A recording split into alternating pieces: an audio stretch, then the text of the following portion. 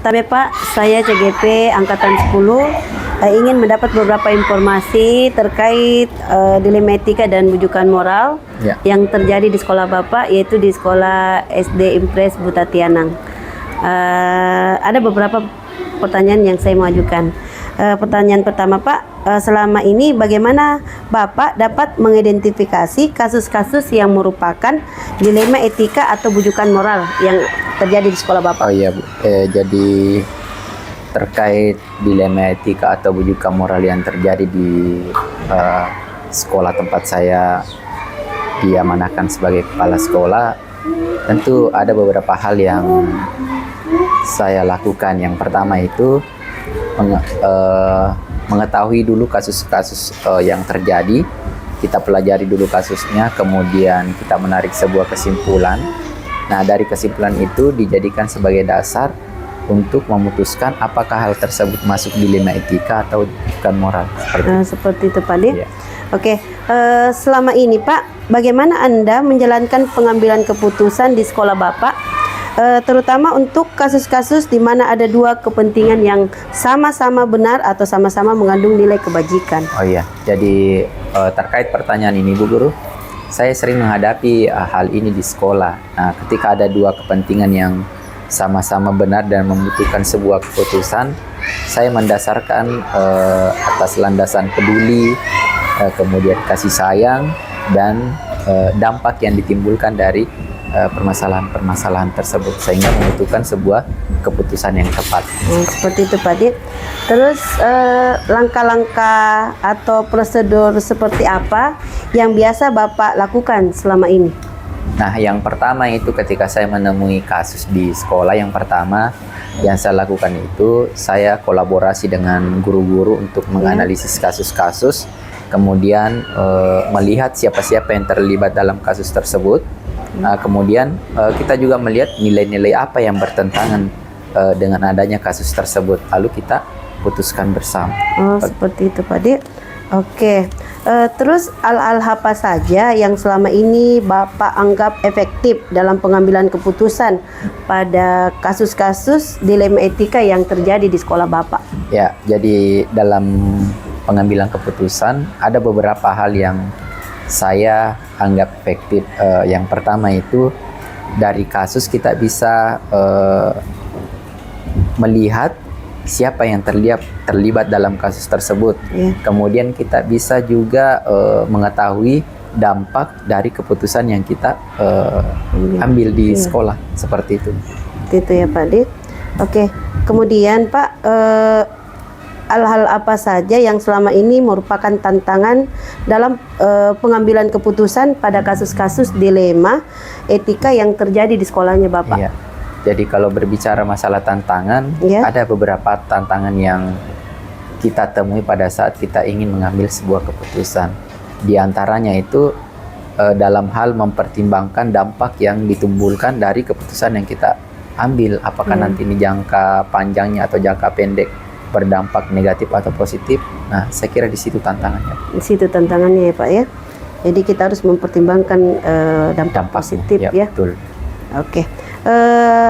Terus Pak, apakah Bapak memiliki sebuah jadwal tertentu dalam untuk menyelesaikan suatu kasus dilema etika?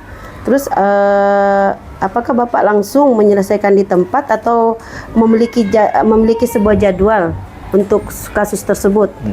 Jadi begini Bu, jadi ketika ada sebuah kasus yang terjadi di sekolah, kita melihat dulu.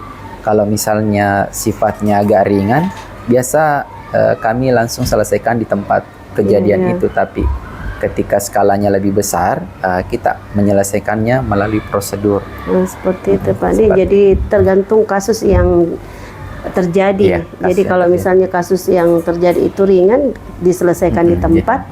Jadi kalau misalnya kasusnya agak berat-berat, jadi kita melalui prosedur ya. Oke Pak, adakah seseorang atau faktor-faktor apa yang selama ini mempermudah atau membantu Bapak dalam pengambilan keputusan dalam kasus-kasus dilema etika yang terjadi di sekolah Bapak? Ya, tentunya ada Bu. Selain guru-guru yang ada di sekolah, tentu juga sangat membantu CGP yang ada di sekolah, atau calon guru penggerak yang sedang berproses di pendidikan guru penggerak, itu sangat membantu.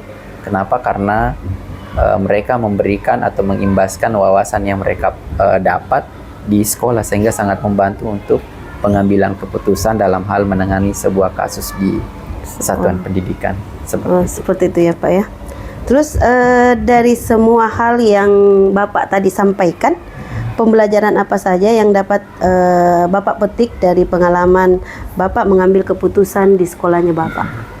Jadi yang pertama itu pelajaran yang saya dapatkan secara pribadi khususnya dalam hal pengambilan keputusan.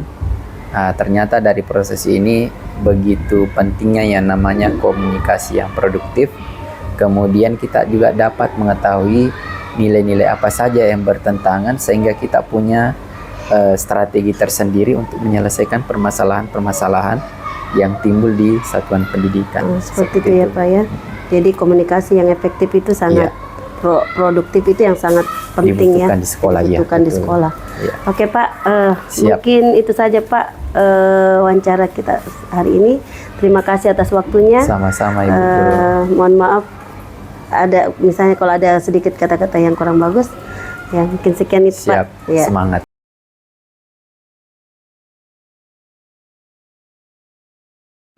Assalamualaikum warahmatullahi wabarakatuh, Bu Kepsek. Waalaikumsalam warahmatullahi wabarakatuh. Tapi Ibu, saya CGP Angkatan 10 ingin mendapat beberapa informasi terkait dilema etika dan bujukan moral yang terjadi di sekolah kita ini di SD Negeri Mangkurak 5. Iya, ada beberapa pertanyaan yang saya ingin ajukan Bu. Yang pertanyaan pertama itu Bu, selama ini bagaimana Ibu dapat mengidentifikasi kasus-kasus yang merupakan dilema etika atau bujukan moral? Terima kasih atas pertanyaan yang diberikan untuk saya. Selama ini yang saya lakukan sebagai penanggung jawab di sekolah ini, sebagai kepala sekolah yang diberi amanah, adalah setiap menghadapi kasus, ya saya selalu mendengarkan dengan baik apa yang disampaikan oleh guru-guru, apa yang disampaikan oleh siswa, juga apa yang disampaikan oleh orang tua siswa. Jadi Bu Aji menjadi pendengar yang baik mengenai kasus-kasus yang terjadi. Pertanyaan selanjutnya Bu, selama ini bagaimana Ibu menjalankan pengambilan keputusan di sekolah ini Bu, terutama untuk kasus-kasus di mana ada dua kepentingan yang sama-sama benar atau sama-sama mengandung nilai kebajikan? Jadi yang saya lakukan untuk menjalankan keputusan di mana di sekolah ini terjadi kasus-kasus yang sama-sama benar, itu kami selalu melakukan menjalin komunikasi yang efektif terhadap semua pihak. Jadi Ibu menjalin komunikasi yang efektif oleh semua warga sekolah. Efektif. Pertanyaan selanjutnya Bu, langkah-langkah atau prosedur seperti apa yang biasa Ibu lakukan selama ini di sekolah kita ini? Yang biasa dilakukan ketika ada masalah, itu kita menganalisis permasalahan yang terjadi. Kemudian kita meninjau ulang peraturan-peraturan yang sudah dibuat untuk mencari solusi. Iya Bu. Jadi yang Ibu biasa lakukan itu menganalisis akar permasalahan dan meninjau ulang peraturan-peraturan yang sudah Ibu buat. Pertanyaan selanjutnya Ibu, hal-hal apa saja yang selama ini Ibu anggap efektif dalam pengambilan keputusan pada kasus-kasus dilema etika yang terjadi di sekolah kita? Jadi yang saya lakukan selama ini terjadi kasus di sekolah, itu kami melakukan komunikasi yang produktif, melakukan pendekatan terhadap pelaku kasus agar kasus yang sama tidak terjadi atau tidak terulang kembali. Jadi kita melakukan komunikasi yang efektif ya Bu ya, supaya kasus-kasus yang terjadi itu bisa diatasi dengan baik. Pertanyaan selanjutnya Ibu, hal-hal apa saja yang selama ini merupakan tantangan dalam pengambilan keputusan pada kasus-kasus dilema etika? Tantangan yang terjadi selama ini ketika terjadi kasus-kasus dilema etika di sekolah itu adalah karena kurangnya partisipasi atau dukungan orang tua siswa terhadap kebijakan sekolah. Iya Bu. Pertanyaan selanjutnya Ibu, apakah Ibu memiliki sebuah tata cara atau jadwal tertentu dalam sebuah penyelesaian kasus dilema etika? Terus apakah Ibu langsung menyelesaikan di tempat ataukah Ibu memiliki sebuah jadwal untuk menyelesaikannya? Bentuk atau prosedur seperti apa yang Ibu jalankan? Jadi selama ini kalau ada kasus itu kita tidak memiliki jadwal tertentu untuk menyelesaikan, tapi kita melihat dari jenis kasusnya. Kalau memang tergolong ringan maka kasus itu akan kita selesaikan di tempat. Tapi kalau tergolong berat maka kasus itu akan melalui prosedur untuk menyelesaikan. Jadi tergantung dari kasus yang terjadi ya Bu. Kalau misalnya dia ringan, kita selesaikan di tempat. Kalau misalnya agak berat, kita melalui prosedur.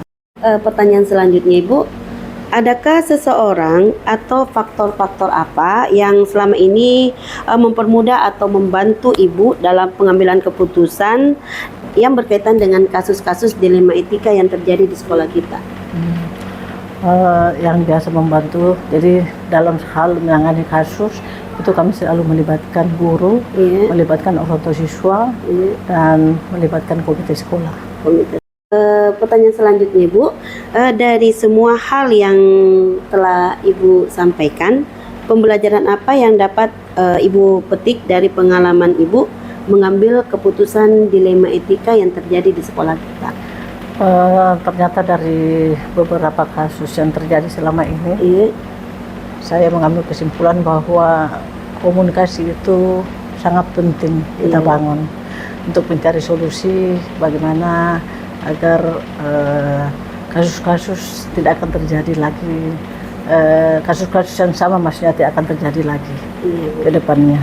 Jadi komunikasi yang baik, melakukan komunikasi yang baik di semua kepada seluruh warga sekolah. Ibu, mungkin cukup sekian Bu wawancara saya Bu. Terima kasih atas waktunya Ibu. Sehat-sehat terus Ibu. Wassalamualaikum warahmatullahi wabarakatuh. Waalaikumsalam warahmatullahi wabarakatuh.